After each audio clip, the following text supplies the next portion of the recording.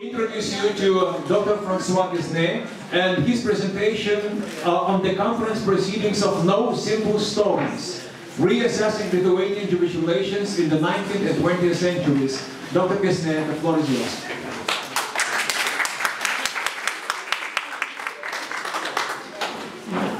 Thank you very much for this kind introduction. I'm in the slightly embarrassing situation to be standing here and to say I have another book on Jews in Lithuania. This is it. These are the proceedings of the conference or the workshop, international workshop, No Simple Stories, without one, because we didn't know that there would be a second one, which I organized, or Darius Salunas and I organized in February 2011. And because it has been published as an issue of the Jahrbuch für Antisemitismusforschung, which is the yearbook for research and antisemitism of the Center for Research on Antisemitism in Berlin. The introduction, which we wrote, Darius and I, as both non-native speakers in English, wrote in our broken English, and then had a dear friend who is present today, so the story, edit and put it in what you perhaps would understand as English. The publishers decided to have the introduction translated into German because some of the contributions are in English, some of them are in German, and what I think I should do is just to read you from the introduction to this yearbook, to the special issue of the yearbook. Because our original thought, Darius and I had, which we developed, was to look specifically at Jewish-Lithuanian relations, and obviously Darius has been very, very busy in multiplying publications, shedding light on various aspects of this, and I think in this volume you have a number of contributions which cover areas which, for example, are not contained in this really excellent publication, Pragmatic Alliance. So let me read from the introduction to No Simple Stories, Not Yet One. Over the past generation or so, one of the most prominent topics in contemporary historiography has been the history of inter-ethnic relations in multicultural East Central Europe. Several factors have contributed to its recent strong growth in scholarly interest. First and foremost is the end of Soviet rule in Eastern Europe, which has enabled the relevant questions of multicultural and ethnic cohabitation to be addressed in the region itself. Before this watershed, almost 2 generations of administrative control and censorship of academic research had suppressed and distorted the study of the devastations which had taken place in the first half of the century. The persecutions, forced migrations, and mass murder on an unprecedented scale, including the virtual annihilation of East European Jewry during the Holocaust. To appreciate the impact of this on Eastern European research and understanding, compare the situation of the European Jewish communities which had relocated to the safe havens of North America or the State of Israel. Even in the uncensored public sphere of the West, a significant period of time had elapsed before the traumatized surviving communities of victims were able to begin to reflect on their past fate, to initiate and support academic research, and to be met with interest and empathy in the public at large. In contrast, in Eastern Europe, during much of this time, the entire region continued to suffer the traumas of the Nazi and Soviet occupations, with ongoing muted political conflict and insufficiently challenged prejudice and inter-ethnic hatred. The result was an implicit agreement not to address the issues publicly in order to avoid disagreement and conflict. It was only the decreasing tension between the West and the Soviet bloc and the end of communist rule in Eastern Europe after 1989, which allowed for substantial growth in both academic research and output and in public interest. Among the broad range of difficult issues discussed, the murder of the Jews of Europe stands out unmatched in its attempt to exterminate an entire people. Even though the Nazi regime started the persecutions of Jews in Germany, it was in the eastern regions of the continent that the policies of mass murder and systematic annihilation reached its full momentum after the start of the military campaign against the Soviet Union in 1931. The German policy of systematic persecution, deportation or ghettoization and mass murder of European Jewish communities had its most crushing impact on those commonwealths where Jews had lived in large numbers for hundreds of years. These were the territories of the former Polish-Lithuanian Commonwealth and those regions where the former Polish and Lithuanian Jews would have settled during the reconfigurations of the late 18th and 19th century, most importantly, Russia, Romania, southern Ukraine, and Hungary. With this larger historical and historiographical context, the editors of this special issue believe that a closer look at the genealogy of Lithuanian Jewish relations is required. In contrast to frequent recent calls to consider complex and tangled multicultural historical settings, the peculiarities of Lithuanian Jewish relations call for a very specific investigation into the shared history of Lithuanians and Jews. Of all the regions of medieval Jewish immigration to Eastern Europe, and of uninterrupted, mostly peaceful cohabitation of large Jewish communities with neighboring non-Jewish communities, Lithuania was the region in German-occupied Eastern Europe with the highest proportion of murdered Jews. The involvement of significant numbers of native Lithuanians in the implementation of the Endlösung, the persecution and mass murder of the local Jewish population continues to raise questions about the history and the nature of Lithuanian Jewish relations. Our way to address this issue was to invite contributions offering a perspective going further back in time in an attempt to identify threads of animosity towards Jews fueled by economic competition and religious prejudice, but also those ideological trends which sought to single out the local Jewish population as the object of hate in order to mobilize the Lithuanian population politically, for example, by the German occupier. Without a doubt, the most sensitive and contentious question on Lithuanian anti-Semitism and Lithuanian Jewish relations in a more general context is that related to World War II and the Holocaust. In the early historiography, one may discern at least three views on the Holocaust in Lithuania: a Western and Jewish, a Soviet and a Lithuanian perspective. Western and Jewish accounts of Lithuania's wartime history focused on the fate of the Jews and emphasized native collaboration in the final solution. The Soviet version didn't recognize the exclusiveness of the Holocaust, tended to speak about Soviet victims, and tried to discredit the anti-communist Lithuanian diaspora in the West. The post-war Lithuanian diaspora, as well as some groups in opposition to the Soviet regime, denied the auxiliary role played by ethnic Lithuanians in the Holocaust. Here, an additional element should be added. Both the traditional Lithuanian historical concept, as well as the Soviet version of Lithuanian history, excluded Jews from their narratives.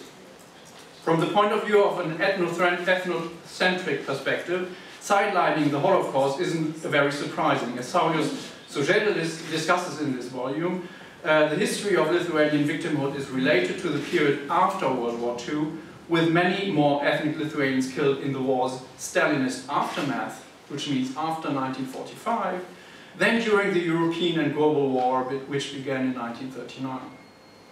Lithuanian nationalism, beyond its agenda of national emancipation, also pursued an agenda of social emancipation, which deeply influenced its attitudes towards the Jews.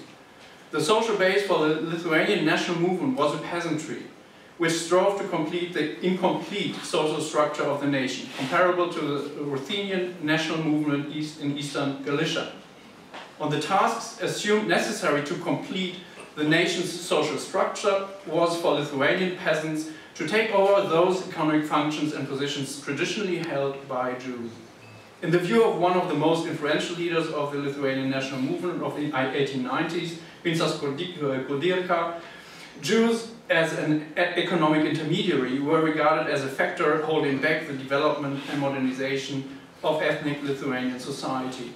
I would like to add that very recently an important study by Professor Aidintas, Jews, Lithuanians and the Holocaust, has been published in English translation, originally published in 2003, which is shedding very substantial additional light, especially on this period of the late 19th century, on popular perceptions of Lithuanians of Jews.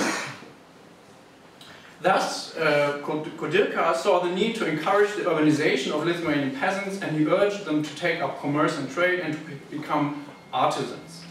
This discourse defined Jews as exploiters and as dishonest in trade. Lithuanians were encouraged to boycott Jewish stores and buy only from their own kind. Metodate describes in this volume the cooperatives movement, in the majority of cases initiated by priests, which served precisely this purpose, to increase the role of peasants in trade and to diminish the influence of Jews. At the same time, the category of race played only a minor role in 19th century Lithuanian anti-Judaism.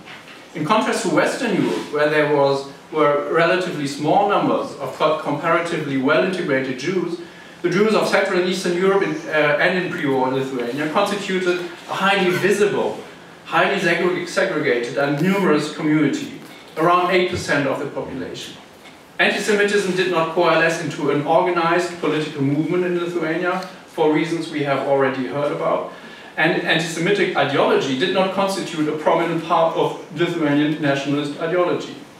One of the most important reasons for this, as discussed above, is this movement's agenda of social, cultural and political emancipation. Lithuanians faced both Russification, and here again Dario's contribution about the impact of Russification is extremely important, as well as the cultural hegemony of Poles and Polish culture in Lithuanian territories, and they tried to resist both. The Poles were the most important opponents of both Lithuanian social democrats and nationalists. To the first they were the class enemy, and to the nationalists they were cultural and political enemies. As noted by Kazis Grinius, a leader of the liberal wing of Lithuanian nationalism in the late 19th century, those who had thrown their weight behind the nationalist revival newspaper Varpas believed that Lithuanians, I quote, Lithuanians still had too few resources to stage a war on several fronts and did not take part in open anti-Semitism, end quote. Thus, as Klaus Richter demonstrates, publications of the Lithuanian intelligentsia around 1900 rarely contain anti-Semitic arguments. On the contrary, Lithuanian public intellectuals and politicians had a strong motive for cooperation with the Jews, with some of whom they assumed to share a common enemy, the Poles. During the electoral campaign to the Russian Dumas, or in the context of the Lithuanian struggle for the historical capital of Vilnius, where Lithuanians constituted just 2% of the total population, they tried to build a pragmatic alliance. In late Imperial Russia as well, during World War I, the main Jewish ally of Lithuanians were the Zionists. If a Jew decided to leave the ghetto in 19th century East Europe, he or she tended to assimilate with one of the dominant cultures. German, or later Polish in Galicia, Polish in Lithuania, Belarus or Ukraine in the early decades after the partitions, and Russian in the late imperial period. Quite understandably, peasant cultures such as Lithuanian, Belarusian or Ruthenian were not attractive. In contrast, Zionists held a more favorable view of national territorial autonomy, which complemented their own vision of Jewish national personal autonomy. The cooperation between Zionist Jewish leaders and members of the Lithuanian political elites might explain why the scale of anti-Jewish violence in Lithuania was small compared to other regions of the former Pale of Settlement until the early 20th century. Depending on the definition, around 10 cases of riots and pogroms of limited impact took place in Lithuanian territories during the entire 19th century. In most cases, they were triggered by blood libel accusations. Another important reason for the comparatively low scale of anti-Jewish violence was the slow pace of socio-economic modernization in the region. Lithuanian territories continued to be predominantly agrarian, and the ethnic division of labor that had been formed long ago remained essentially intact. Also, the anti-Tsarist stance of Lithuanian nationalism significantly reduced the ability of right-wing groups to mobilize the population following patterns from within the Russian Empire to, quote, put the Jews in their place. For example, during the revolution of 1905, of the approximately 600 to 700 pogroms which occurred in the Russian Empire, only very few took place in Lithuanian territories, as Lauris Dalunas develops his argument in this volume. Lithuanians had little reason to take part in such actions. Assessing anti-Jewish violence in Lithuanian territories in a broader chronological and theoretical framework, Werner Bergmann in this volume links occurrences of anti-Jewish violence to processes of intense social and economic transformation, which for the 19th century have not been taking place in Lithuania. Although he establishes that in the case of Lithuania, what we call in the theory of violence protocols of riots, the self-limiting protocols of riot came to an end with World War I. So here we see a watershed. So the involvement of ethnic Lithuanians in the massacre of the local Jewish population during the German occupation mirrored similar occurrences in Polish or Ukrainian territories.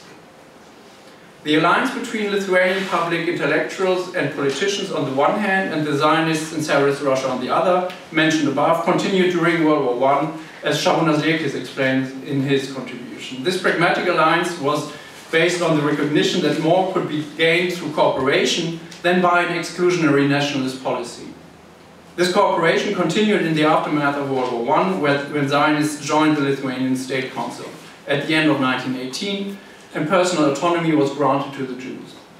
Lithuanians hoped both that this alliance would help to balance the presence of Poles in the Vilnius region, and also that Jews would act on behalf of the Lithuanian nation in the international arena. In the end, in 1923, Vilnius was incorporated into Poland. We heard already about this. When the international community accepted this annexation of Vilnius, the need to have the Jews as political allies diminished, and so Jewish national autonomy was gradually dismantled.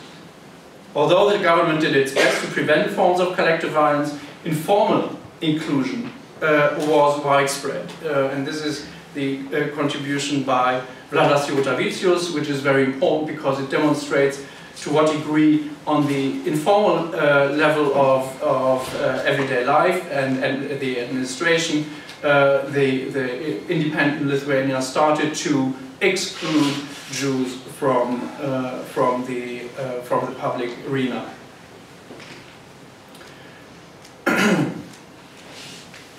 This uneasy relationship impacted on Jewish attitudes towards the Lithuanian nation-state.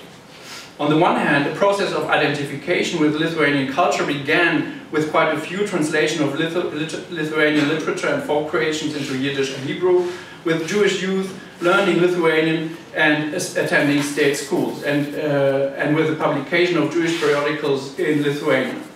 But on the other, this process didn't take root deeply, as Mordechai Zarkin argues in this volume. The majority of Jews continue to perceive Lithuanian culture as a peasant culture of little interest. As an independent state, Lithuania had become what Roger Brubaker has called a nationalizing state, with Lithuanians as titular nation, many of whom considered national minorities as undesirable. Unsurprisingly, representatives of organized nationalist groups, such as the Riflemen, the Shalai, actively participated in some disorders, as in Leipalingis in 1939. As Vladas Jotavicius demonstrates, it is the combination of this kind of thinking and the growing anti-Semitic attitudes with a political and economic crisis which triggered anti-Jewish acts like the destruction of non-Lithuanian language signboards in the early 1920s or the 1929 Kaunas pogrom.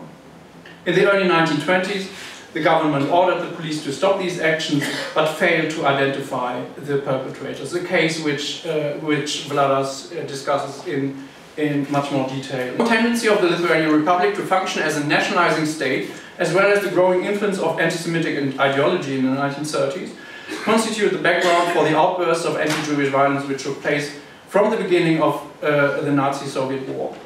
However, the most important and influential preconditions for it are found in the sequence of existential threats to the Lithuanian Commonwealth, which occurred in 1938 to 1941. These are the Polish Ultimatum of 1938, the occupation of Klaipėda or Memel by Nazi Germany in 1939, the Soviet occupation in 1940, and finally the massive deportations of Lithuanian citizens, including Jews, in mid-June 1941, days before the German attack on the Soviet Union. The Soviet occupation of Lithuania between 1939 and 1940 and 1941 has to be considered one of the main factors influencing Lithuanian-Jewish relations. As Saulius Soželis observes in his contribution to this volume, I quote, "The circumstances of the Baltics, Eastern Poland and Moldova differed radically from the situation which prevailed in other regions of Nazi-occupied Europe. In the Soviet-installed regimes inflicted unprecedented stresses and strains on the affected societies. As a result, political, social and ethnic tensions had intensified considerably on the eve of the German invasion." End quote. As many times before in history, the highly visible Jewish minority was blamed for these misfortunes. Among others, the image of the Jew as communist became common currency in the late 1930s and early 40s. Most importantly, the fact that Jews would fill any notable role in the administration or in state institutions was unbearable for a number of non-Jewish Lithuanians, as recent Lithuanian historiography and Joachim Tauber's contribution to this volume discusses. Further research is required to assess more precisely the real impact of the anti-Semitic propaganda of an organization like the Lithuanian Activists Front before the war. The mutual distrust between Lithuanians and Jews was deepened by conflicting geopolitical orientations. Where substantial numbers of Lithuanians pinned their hopes for an independent Lithuania on Nazi Germany, the only remaining hope for survival for the Jews of Lithuania was the Soviet Union. As pointed out above, a high percentage of Lithuanian Jews fell victim to the German extermination policies than did any other European Jewish community in Nazi-occupied Europe. Most experts agree that although the final solution was organized and initiated by the Nazis, it would not have been carried out so quickly and on such a scale without the active support of part of the Lithuanian administration and the local population. Saulius Soželis shows in his contribution that sometimes ambivalent or even favorable attitudes toward mass killings of Jews, of prominent Catholic church clergymen and other public figures. In addition to this factor, Lithuanian historians point to other factors which led to an almost total destruction of Lithuanian Jewry, above all the Soviet atrocities after the German attack in 1941, and the plans of the Third Reich leadership to colonize and Germanize the Baltic countries. The differences between the Jewish, Lithuanian and German historians' interpretations of the Holocaust in Lithuania are getting smaller and smaller, and this needs to be emphasized. There's real progress in the historical scholarship on these issues. One issue which remains contested, however, relates to the pogroms during the first 2 weeks of the Nazi invasion. For example, Dov Levine, basing his research mainly on Jewish testimonies, calculates that there were around 40 places where Lithuanian groups carried out pogroms during this time. Lithuanian historians are cautious about these testimonies and argue that archival materials in Lithuania do not confirm this. However, the contribution by Christoph Diekmann, certainly the world-leading specialist on the Holocaust in Lithuania, to this special issue corroborates the multi-layered, and this is very important, the multi-layered and uncoordinated eruption of ethnic Lithuanian violence against the Jewish neighbors in this crucial period. He also explains how the German invader took advantage of this widespread readiness among the local non-Jewish population to use extreme violence. His analysis also points out the differences between this extreme mass violence on the one hand and the systematic genocide initiated by the German occupier on the other. So you see here a broad spectrum of questions and topics raised, and I obviously as editor together with Darius recommend you to purchase this volume. I'm very happy that it was published so quickly after the event, just 1.5 years, which is very good. Yeah, thank you for your attention.